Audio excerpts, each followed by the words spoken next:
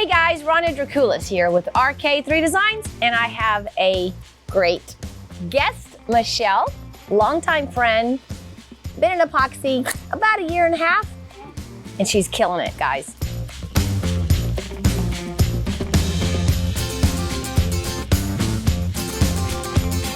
Hi guys, I'm Michelle with Desert Daisy Designs. Good to be back.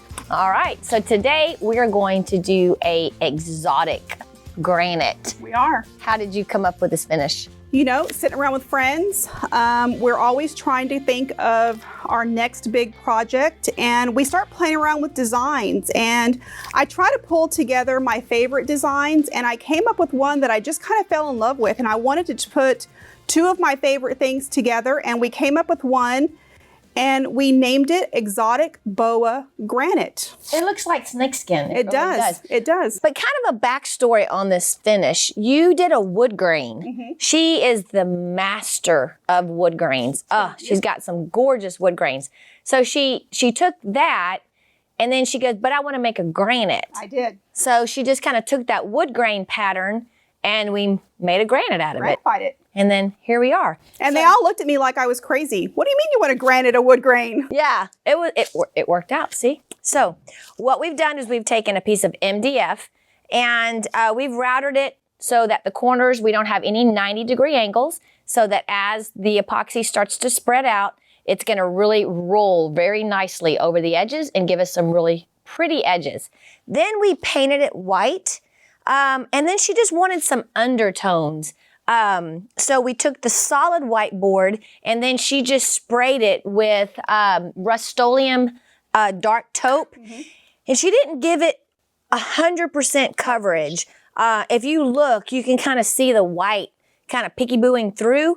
So it just kind of gave it a little bit of depth. Yep. So, all right. So I'm going to just be quiet now, and I'm just going to let her take over. So what I'm going to do is I'm going to take my epoxy, and I'm going to give it a very translucent hint of Rust-Oleum French beige.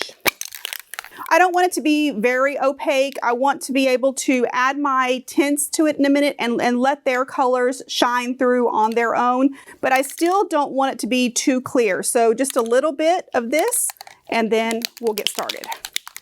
When you tint with spray paint, unlike some of the other tints that we use, you're not going to get a true opaque dense color. So this is a great way to get custom colors and give them a very translucent look. And quick disclaimer, when we do this on our own, we do have masks on. So you don't want to be smelling those fumes.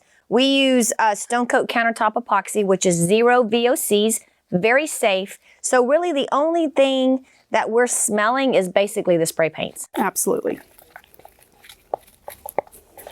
It's very translucent. Just a hint of color, and we will get this right on the board. And we're using 3 ounces per square foot. So I think we're right at 16 ounces for this board. And we're going to use our hands to get this on. My favorite. So you can see by doing the translucent color, we're still gonna have a lot of the color in the background show through. So that's really part of the actual finish.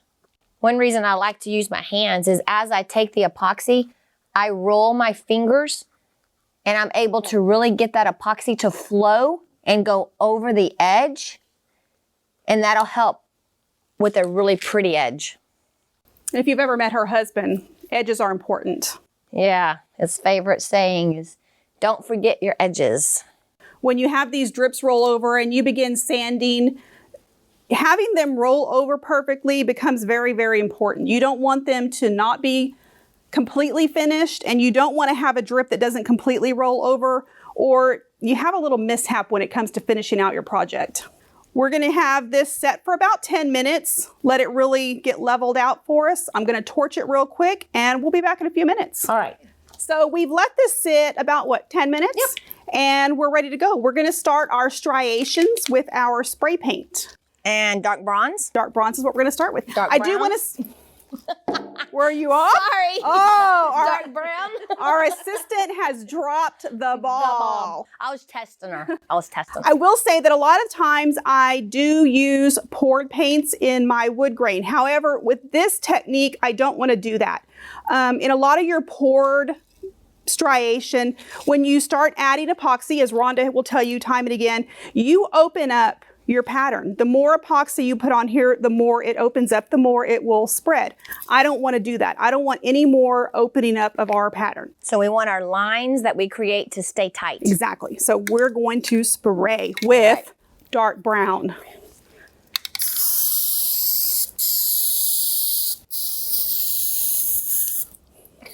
I thought my assistant checked the sprayers. It works for me. We'll come back to this one. Oh, what? What? Okay. Oh, okay. So we're going to change tips. Look at this guy go.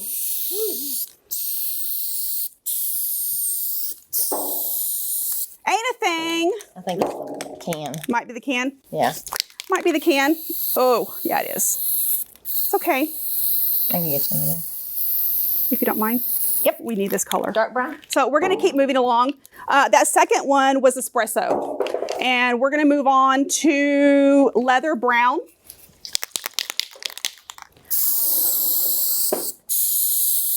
And I just kind of keep layering them. You want to get your board covered in the beginning.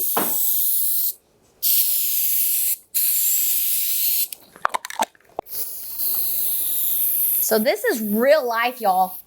It happens. This happens. I'm going to try just a little bit to get it out because that is kind of a color that is pretty useful in this pattern. So I'm just going to squeeze what I can out of this can. It's a full can. It's just It is. the nozzle is not cooperating. He's slow going today. Oh, look. Work it. You just have to be nice. It's probably because we didn't take him to get coffee this morning. That's it. That's okay. All right. Kay gave us what he had. Okay, we're going to move on to the dark walnut.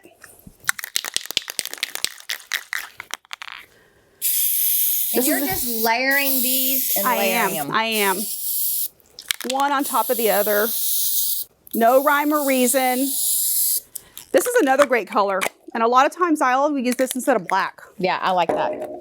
Next one is going to be our dark taupe. This is actually the color that we used on our board today.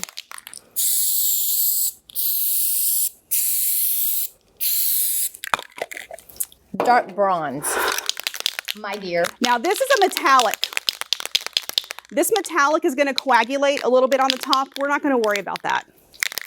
Not going to put a hitch in our little giddy up today. The sprayer might. So you can see you don't really have to overthink this. Nah.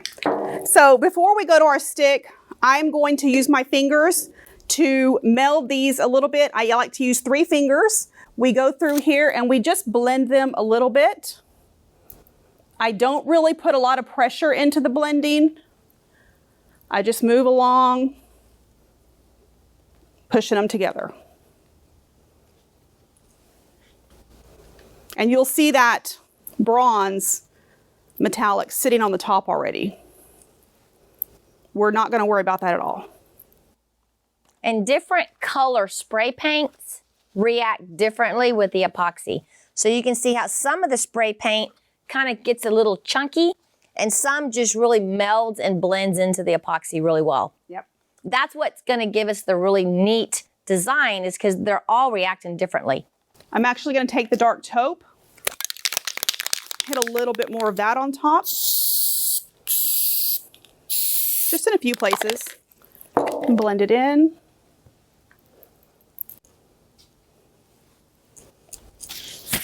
Cool.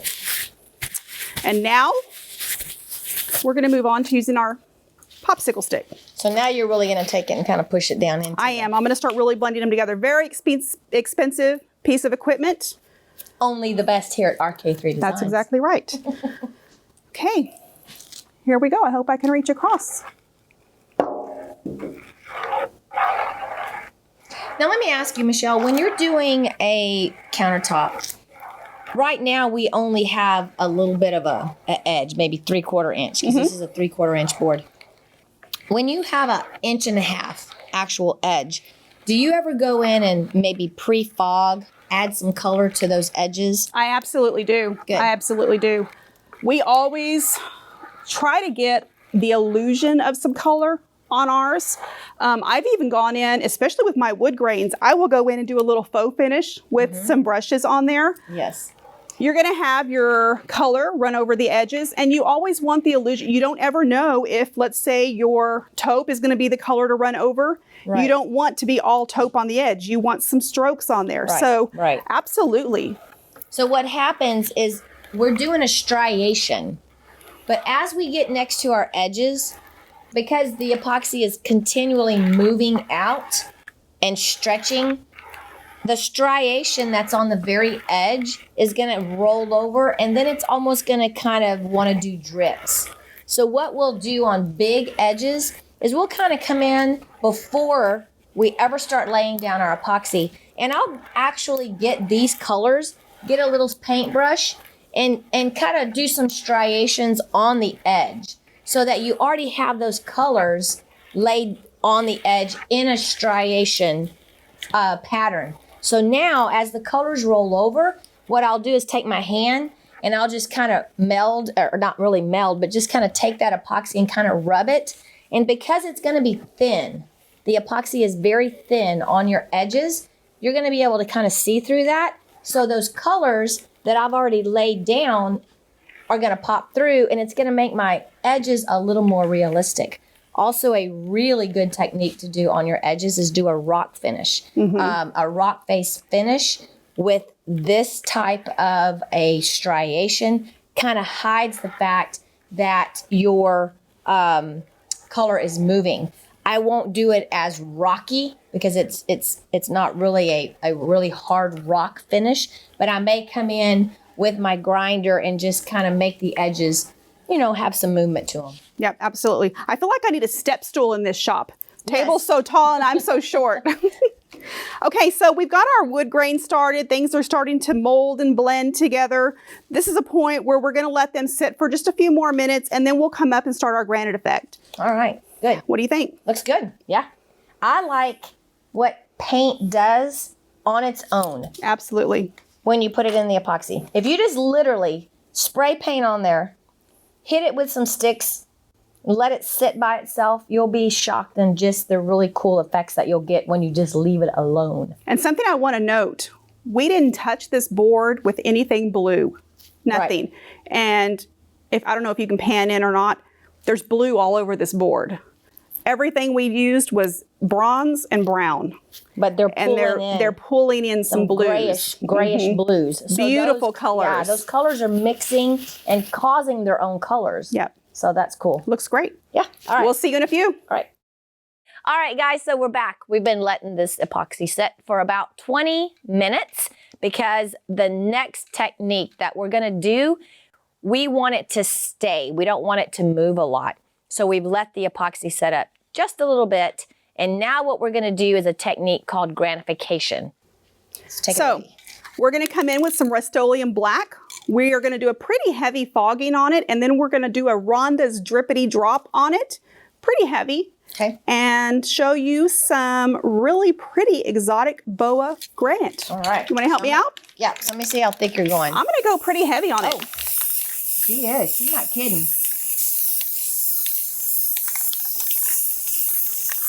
And definitely, we would have a mask on. Absolutely. Doing this on video.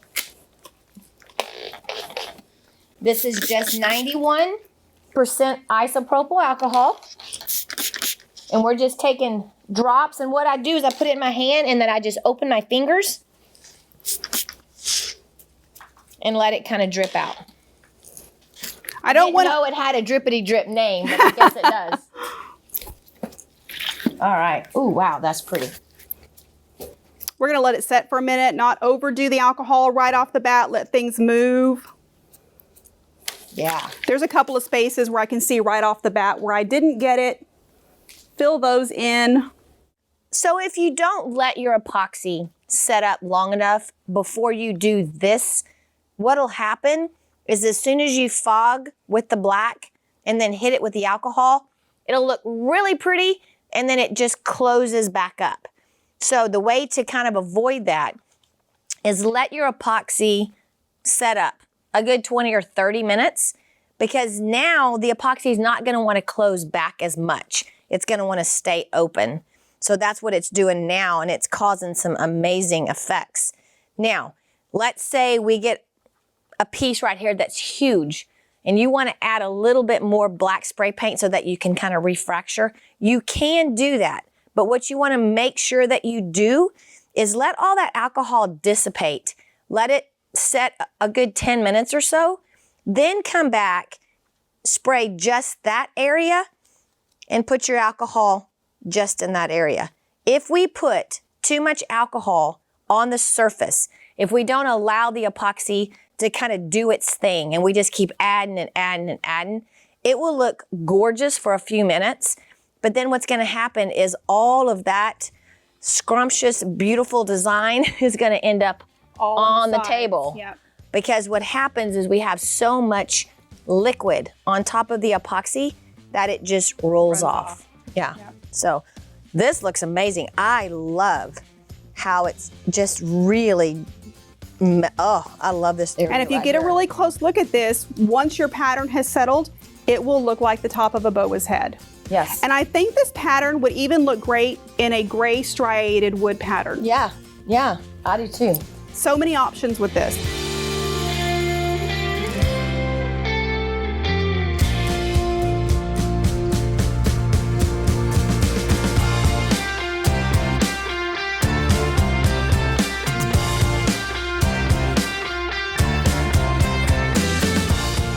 This is beautiful.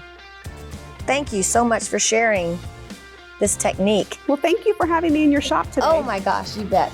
Hey guys, if you enjoyed this, give us a thumbs up. Hit the bell for future notifications and subscribe to our channel. Check out our website where all of the products that we used will be available there. We also have an online course. Check out onlineepoxypro.com. And I guess until next time, Michelle, what do we always say? Don't be scared, move forward, and be creative. Bye, guys. Bye, guys.